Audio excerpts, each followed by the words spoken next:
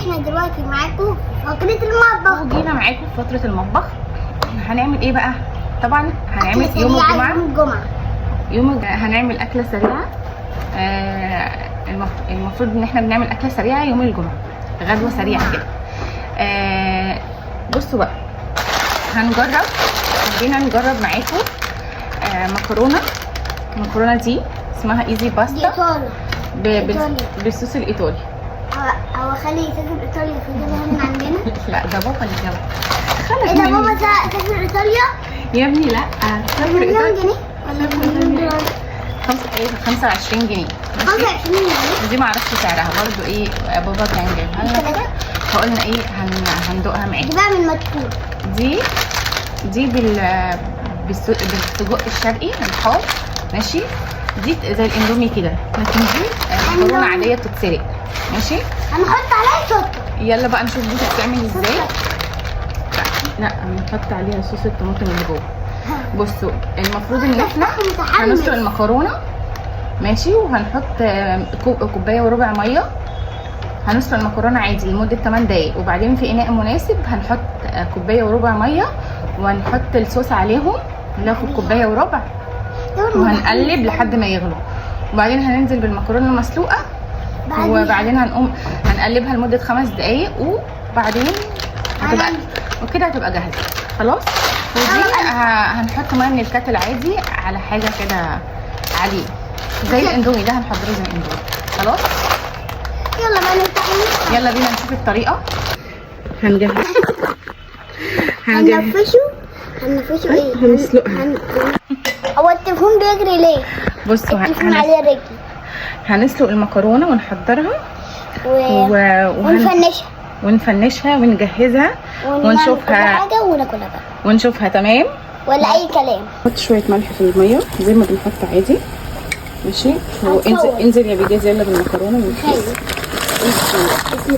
بسم الله ما شاء الله، ماشي. خلاص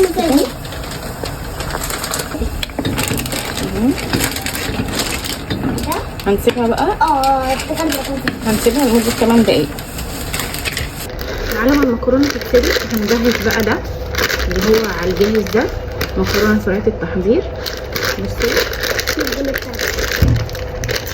نشوف بقى كلام ولا اي كلام. مش باين على قلبهم.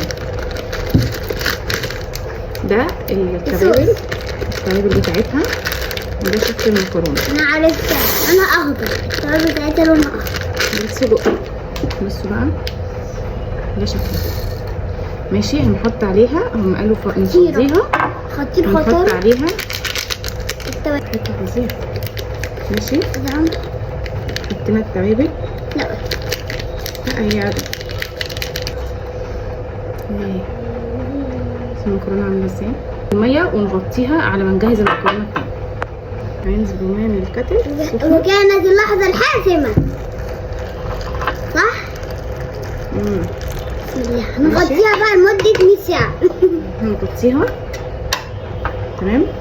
استنوا برضه بقى. نزلنا بالميه ونغطيها ونسيبها على ما نعمل بقيه المكرونه. بصوا هنا المكرونه اتسلقت، هنصفيها. بسم الله. التليفون ساخن يا صحابي. بسم الله جدا. ايه ده؟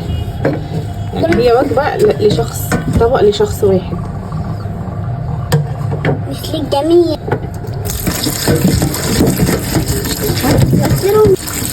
يلا بقى نحضر الصوص بتاعنا.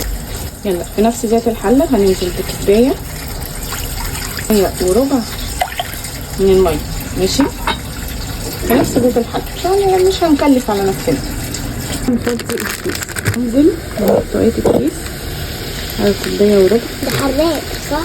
مش عارفه لسه شايفينها. الاختبار هتدوق الاول عشان ما تدوقش كام، عشان ممكن تطلع حراقه صح؟ بس غالبا مش حراقه. نجرب. عايز تجربه.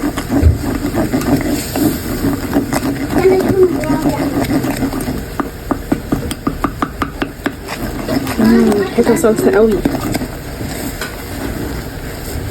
لسه. ازاي؟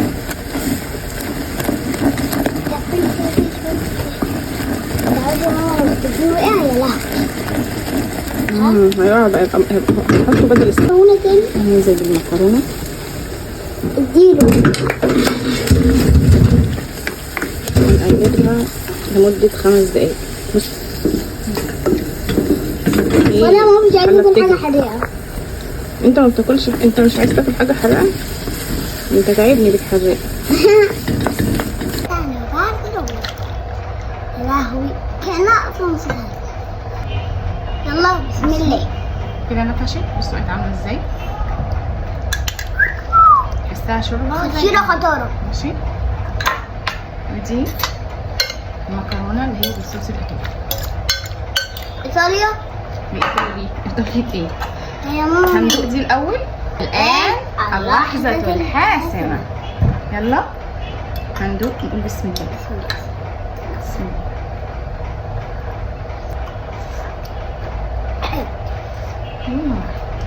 بصوا اقول لكم بصوا هو حراق شويه، ويا ريت اللي ما بيحبش الحراق ما يجربوش، واللي بيحب الحراق عادي يجرب. طعمها حلو بس هي فعلا فيها سكة حرقان كده. دي وجعت لي سنة. تديها كم من 10؟ هي من 10 من 10. لا 7. لا انا هديها 10. 7 مش حلوة قوي، هي حراقة عشان انا بحب الحراق هديها 10 من 10. او كراق كنت هديها 7 من 8 من 10. هي متوسطة. طب تعالوا نشوف دي ولا دي. خش على التاني. يلا بينا نخش على التاني. يلا كمان حاسم. يلا بسم الله. انا هرق بس. بسم الله. ايه؟ يلا 1 2. هي بتزفلت كده ليه؟ 1 2 3. مش عايزة اجرب. انا عايزة اجرب.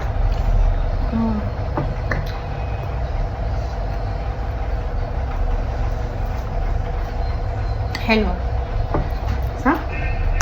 كأنها مكرونة عادية خالص. مكرونة عادية، وكمان الصلصة اللي احنا بنعملها في البيت.